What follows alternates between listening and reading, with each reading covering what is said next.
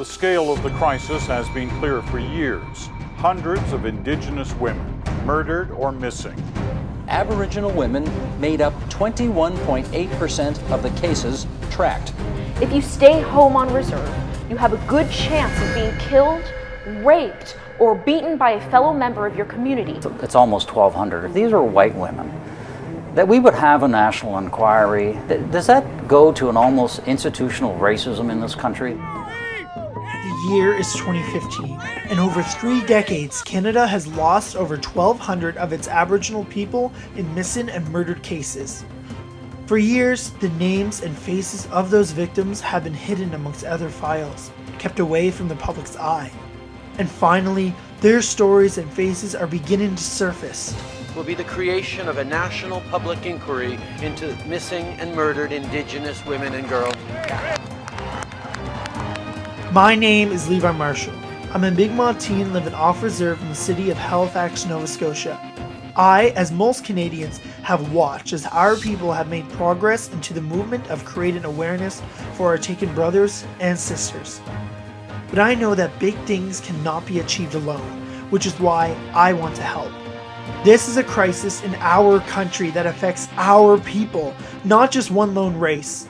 And so, we should all do what we can to make our country a better place to live in. This is my ribbon tree.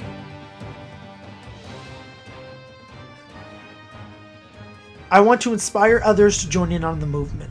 There have been an enormous amount of supporters, both Indigenous and non-Indigenous. But what can we do as a people to help our sisters and our brothers? For many victims, their stories weren't shared with the public, and sadly, there's some whose stories will not live on. But we must keep them alive. Agnes Gould, an elder from Membertou First Nations, have been searching for her sister for over 22 years, and she shares her story every chance she gets.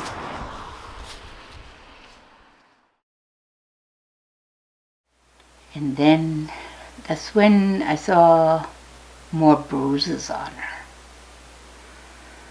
She had a black eye. Oh, I fell down.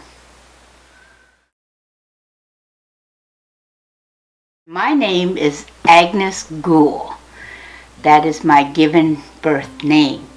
And I live here in Membertou First Nations. I'm the oldest, and I was really happy when my mother told me that she's going to have a baby, even at a young age. I said, oh yes, look, I'm going to have a baby sister. Well, it didn't happen that way. She had a boy. So I had a brother. And then another brother. And then another brother. And then another brother. And I was like, oh my God, am I ever going to have a sister?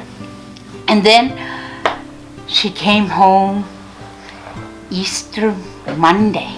And she had a little girl. I was like, oh yes, a sister. And I was so tickled. I was so happy. And I got to help raise my sister. And then later on, I was really happy when her and I became pregnant at the same time. We were expecting our children at the same time. And then at one point, my sister Virginia, which we call Jin, by the way, she came and she presented a little girl to me. And she goes, I can't take care of her. Would you take care of her? And I said, yep. Now she was in a relationship with a very abusive man. At first it didn't start out as abusive. He came down and he says, I want the little girl. And I said, nope, not having her. And he held my ground and I wouldn't let her go. Then my sister Jen came down and said, I'd like to have her back. And I said, okay. Didn't even hesitate when she asked. Right, so off they went. 2 weeks later, we lost her in a fire.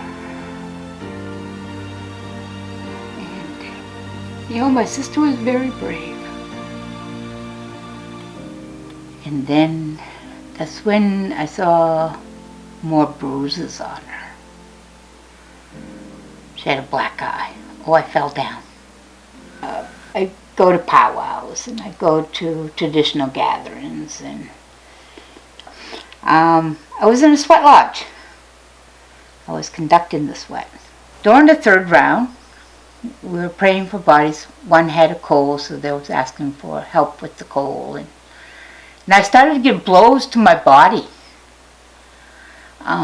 to my head and to my body. And I was like, oh my God, what is this? So after a while, I couldn't do the fifth round, which is the bear round, right? So I asked another sweat keeper if they could do the bear round. And she goes, yeah. So she said she would, and I said, I'll meet you inside. So we went inside and we had the feast, and after the feast I went to bed. I said, I gotta go lay down. And I dreamt of two men dragging a young woman. It was almost daylight, super dark out, and there was a third person there, and they were dragging the young woman, and they were burying her. And I woke up in a panic. Oh my God, what is this? So my brother in New Hampshire, he had the exact same dream. So this all happened on April 24th, 1993. And it's a date that is forever etched in our minds. So I had called back to where I was, and they said, we're trying to find you. And I said, why? And said, your sister's missing. I said, what? So I jumped in my car and I'm trying to get back to, she lived in northern Maine at that point. So I tried to get there, couldn't get there right away, but I eventually did get there. And I started the process of making flyers, making calls. When the private investigator came and said, I have copies of the photos of the last documented place where she was. They had picked her up off the ground in front of a bar in Bangor, Maine, where two men were kicking her in the head, in the body.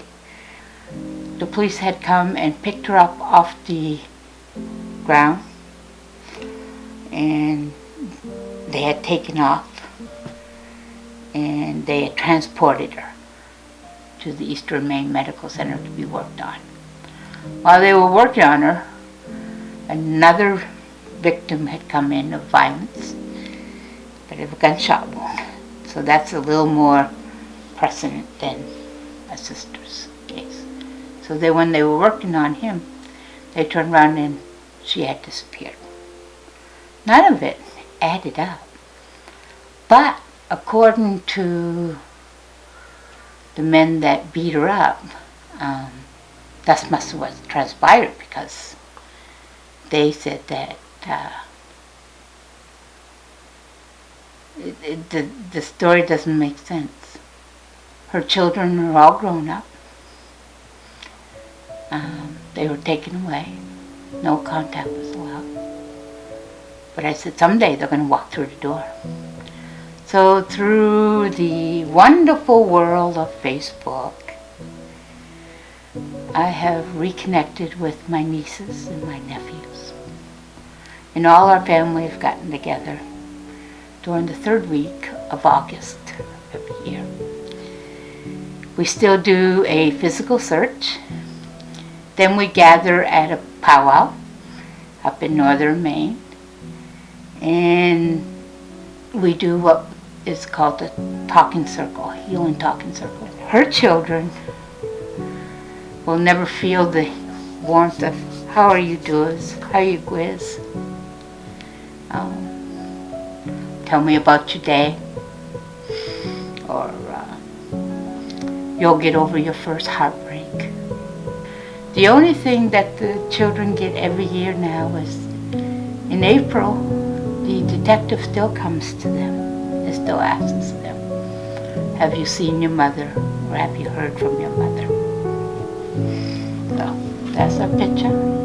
Sister in Spirit, missing April 24th, 1993.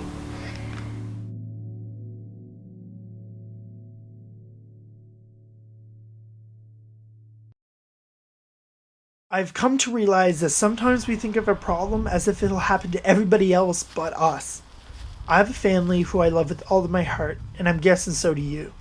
And I would be so torn if anything were ever to happen to them, which is why I want to help in any way that I can.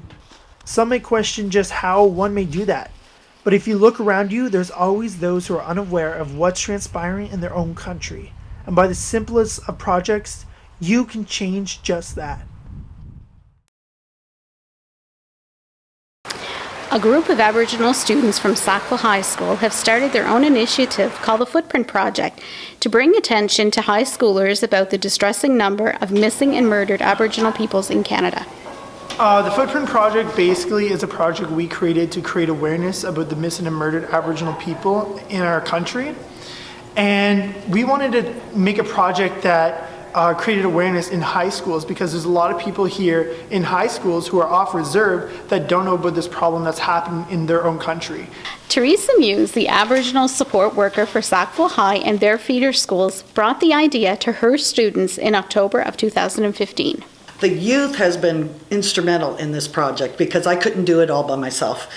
We've had over 450 footprints that had to be cut out, and the wording had to be pasted to the footprint, and then they had to be hung up, and so it took a lot of energy and a lot of work, and the students have been great with all of that.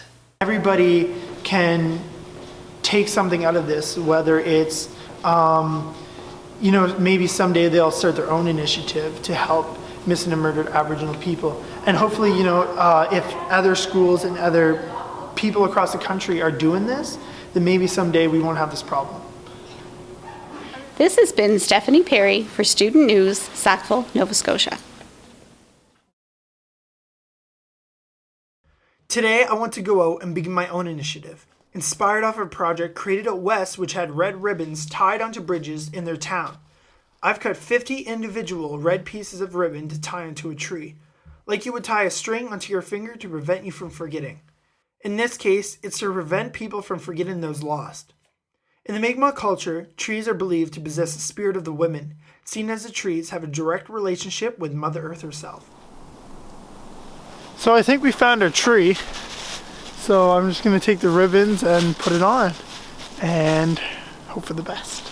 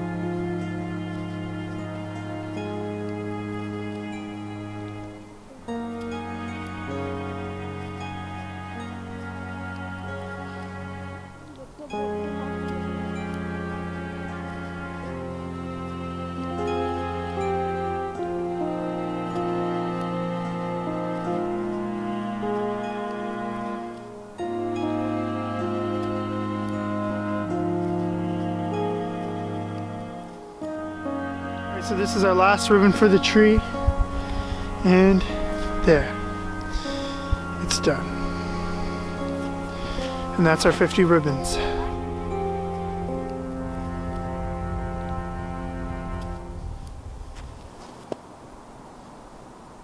We can make a difference in our country. There are people who have already started their own initiatives to help recognize those who have gone missing or have been robbed of their lives. And don't forget that you don't have to start your own initiative to make a difference. You can join in on one that has already been established and expand on it. Know that all of those men and those women have families just like you, and consider how determined you would be in their position to find answers. This is my ribbon tree. What's yours?